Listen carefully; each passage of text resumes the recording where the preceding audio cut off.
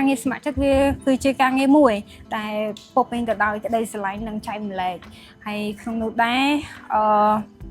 វាក៏ជាទីកន្លែងមួយដែលពង្រឹងសមត្ថភាពនិងអភិវឌ្ឍសមត្ថភាពរបស់យើងហើយសម្លេងរបស់យើងនឹងបន្លឺឡើង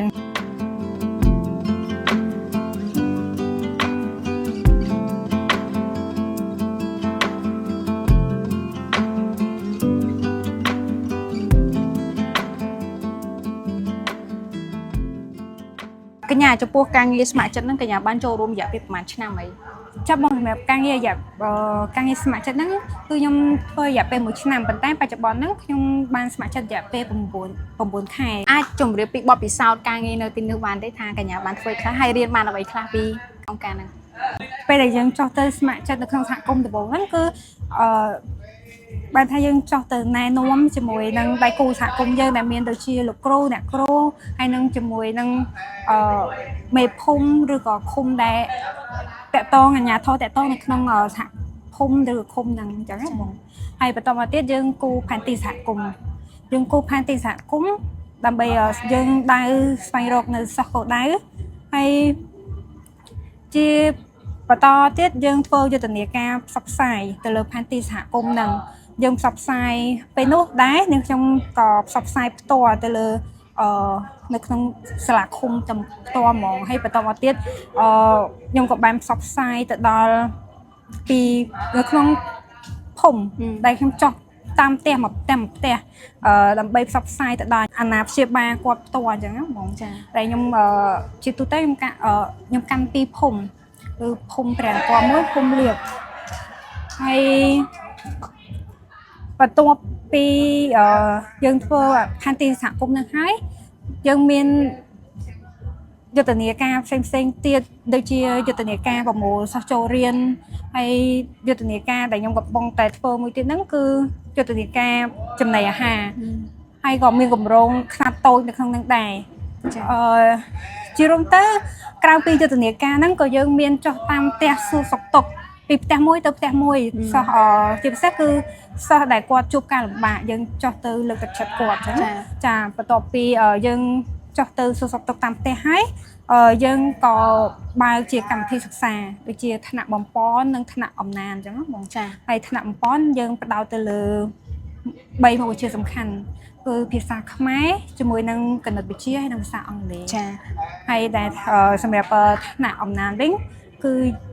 យើងធ្វើអំណាចចល័តក្នុងភូមិដែលជារៀងរាល់ពេលហ្នឹងគឺយើងធ្វើនៅចុងសប្តាហ៍ចាជាថ្ងៃអាទិត្យដើម្បីឲ្យកុមារចូលរួមបានច្រើនមួយទៀតគម្រោងថ្នាក់តូចគម្រោងថ្នាក់តូចហ្នឹងបច្ចុប្បន្នខ្ញុំកំពុងតែបញ្ចប់កីឡាបាល់ទះដែលកីឡាបាល់ទះនេះគឺភាគច្រើននៅក្នុងសហគមន៍ជនបទគាត់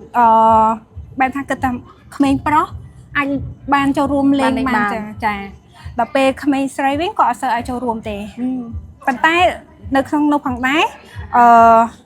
នាងខ្ញុំដែលជាស្ត្រីចុះស្ម័គ្រចិត្តនៅក្នុងផ្ទាល់ខ្ញុំបង្កើតគម្រោងនេះឡើងហើយក៏ចង់ឲ្យដឹងថាស្ត្រីក្រៅពីយើងរៀនឬក៏យើងចូលរួមការងារសង្គមអីផ្សេងទៀតកីឡាក៏យើងអាចលេងបានដែរទីមួយយើងមានបង្កើតនិងបង្រឹងក្លឹបយុវជនមួយទៀតយើងមានក្លឹបយុវជនដែលអាចថាគាត់នឹងជួយសម្រួលការងារយើងផងហើយក៏ធ្វើជាកុមារគំរូនៅក្នុងសហគមន៍នឹងដែរហើយជាក់ស្ដែងក្លឹបយុវជនដែលខ្ញុំកំពុងតែកាន់ផ្ទាល់ហ្នឹងគឺសិតតែកុមារីដែលក្នុងនោះក៏យើងបានជួយបណ្ដុះបណ្ដាលគាត់ថែមពីភាពជាអ្នកដឹកនាំហើយគាត់អាចចូលរួមបែរថាគៀងគរប្រជាពលរដ្ឋអីជាមួយយើងហើយដែលសំខាន់ទៀតនោះគឺគាត់បច្ចុប្បន្នគាត់អាចដឹកនាំថ្នាក់អំណាចជាមួយនឹងថ្នាក់បំពន់បានដោយអត់មាននាងខ្ញុំគាត់តាមដែលខ្ញុំចុះទៅសហគមន៍ផ្ទាល់ហ្នឹងគឺគ្រួសារភាគច្រើនគឺខ្សែបគ្រឿងសង្វឹងហើយក៏មានគ្រួសារមួយចំនួនរងនៅអំពើហិង្សាដែលធ្វើឲ្យកុមារភាគច្រើនគាត់ខ្វះភាពកក់ក្ដៅក៏អត់សូវក្លាហានប៉ុន្មានទេដល់ពេលអញ្ចឹងចំណុចមួយគឺខ្ញុំចុះទៅសួរសុខទុក្ខគាត់ដល់ផ្ទះហ្មងអញ្ចឹងជាការខ្ញុំគិតថាវាជាការលើកទឹកចិត្តដល់គាត់មួយយើងផ្ដល់ក្តីស្រឡាញ់និងជំរុញឲ្យគាត់បានមកសិក្សាមកសាលារៀនចំណុចផលបាក់ដំបូងដែល យើងចុះទៅសហគមន៍ដែលយើងរស់នៅឆ្ងាយពីផ្ទះយើងហើយទៅនៅជាមួយគ្រួសារថ្មីមួយទៀតដែលយើងអត់បានធ្លាប់ស្គាល់អាចនិយាយថាទី1ក្នុងនាមជាស្ត្រីយើងប្រឈមក្នុងរយៈពេល1ឆ្នាំគឺបរិយាកាសអាកាសធាតុណាពេញមួយឆ្នាំដែលយើងចុះទៅហ្នឹងដំបូងគឺរដូវវស្សាគឺភ្លៀងធ្លាក់ខ្លាំងហើយនៅក្នុងសហគមន៍ជនបទហ្នឹងគឺផ្លូវគឺមានភក់ហើយខ្លះល្អខ្លះអីហើយពេលតែខ្លះយើងទៅបរិញ្ញាឬក៏យើងជិះតាមភូមិចុះតាមអ្នកភូមិអីចឹងត្រឡប់មកវិញភ្លៀងជិះទាំងហាភ្លៀងនឹងអីចឹងហើយរហូតដល់ឥឡូវមកដល់រដូវក្តៅយើងជិះទៅបរិញ្ញាកុមារនៅក្តៅទាំងក្តៅទាំងអីប៉ុន្តែយើងមានកម្លាំងចិត្តចាហើយមួយទៀតក្នុងនាមយើងជាស្ត្រីខ្ញុំលើកដែរថាមិនតែនាងខ្ញុំទេសូម្បីតែមិត្តរួមការងារខ្ញុំឬក៏អ្នកស្ម័គ្រចិត្តដែលខ្ញុំបានជជែកភាសាមួយគាត់ដែរគឺស្ត្រីភាគច្រើនត្រូវការសម្រស់ទៅឲ្យបងចឹងគាត់លះបង់ខ្លាំងមែនតែនដើម្បីចោះជួយកុមារនៅក្នុងសហគមន៍កត្តាដែលជំរុញឲ្យនាងខ្ញុំនៅបន្តនៅក្នុងសហគមន៍ហ្នឹងទី1គឺកុមារនៅក្នុងសហគមន៍នឹងផ្ទាល់ហ្មងដែលគាត់កំពុងតែត្រូវការជំនួយពីយើងបែបថាទី1ដែលខ្ញុំនិយាយចឹងថាក្តីស្រឡាញ់ជាមួយនឹងការលើកទឹកចិត្តគឺគាត់ត្រូវការមែនតែនហើយកុមារមួយចំនួនដែលខ្ញុំចុះទៅតាមផ្ទះហ្នឹងក៏គាត់ជួបការលំបាកដែរគាត់អាចថាអត់មានសម្ភារៈសិក្សាគ្រប់គ្រាន់អីចឹងហើយអញ្ចឹងនៅក្នុងនេះខ្ញុំក៏បន្ថែមដែរយើងអង្គការ SA Action ជាមួយជាដៃគូជាមួយនឹងអង្គការយុវតារាគាត់ក៏បានផ្ដល់នៅសម្ភារៈសិក្សាជួយទៅដល់កុមារនៅក្នុងសហគមន៍ហ្នឹងបងណាចាការងារស្ម័គ្រចិត្តវាគឺជាការងារមួយដែលពោពេញទៅដោយក្តីស្រឡាញ់និងចែកម្លែកហើយក្នុងនោះដែរវាក៏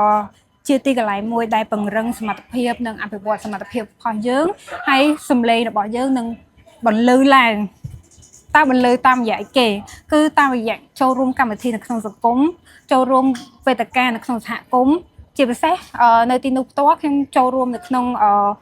ប្រជុំឃុំប្រជុំអីគឺខ្ញុំចូលរួមផ្ទាល់នៅទីនោះហើយយើងក្នុងរយៈពេល1ខែនៅពេលដែលយើងចូលរួមប្រជុំក៏យើងមានរបាយការណ៍ទៅរាយការណ៍នៅក្នុងឃុំដែរដើម្បីឲ្យគាត់បានដឹងបន្ថែមថាយើងកំពុងតែធ្វើអីគេហើយយើងជួយដល់សហ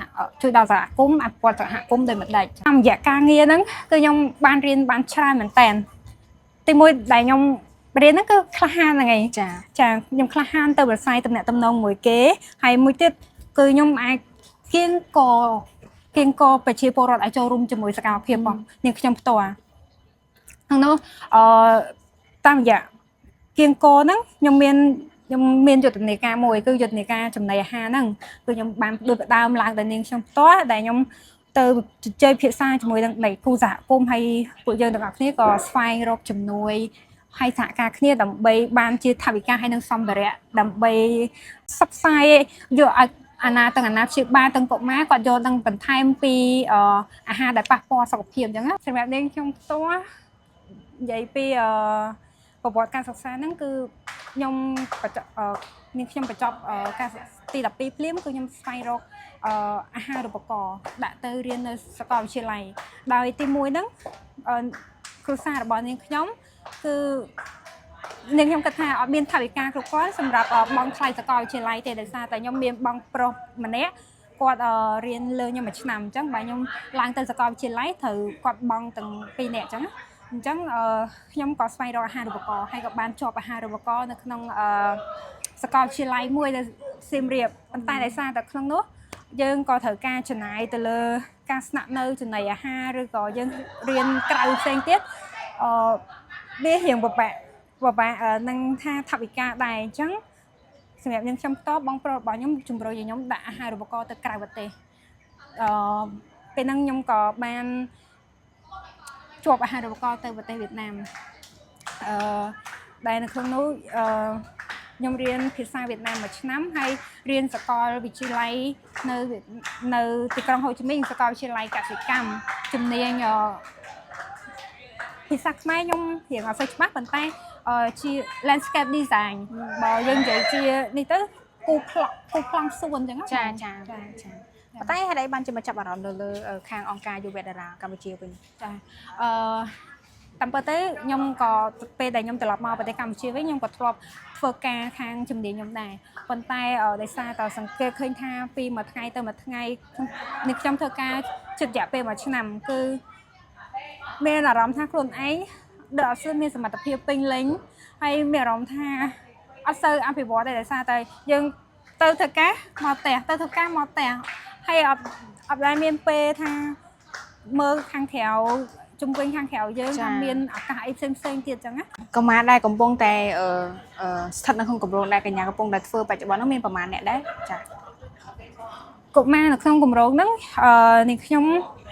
កាន់ពីភូមិខ្ញុំធ្វើពីភូមិនិងពីសាលាបើកុមារសរុបទាំងពីសាលាហ្នឹងវាជិត300នាក់បងហើយប៉ុន្តែបច្ចុប្បន្នតាមរយៈការផែនទីសហគមន៍នឹងចោះសួរសុខទុក្ខហ្នឹងយើងស្វែងរកកុមារកោដដៅបាន130នាក់ជាងហើយក្នុងនោះក៏យើងបានជួយអន្តរាគមន៍ពួកគាត់ហ្នឹងតាមរយៈផ្ដល់សម្ភារៈសិក្សាហើយនឹងបើកកម្មវិធីសិក្សាដែរ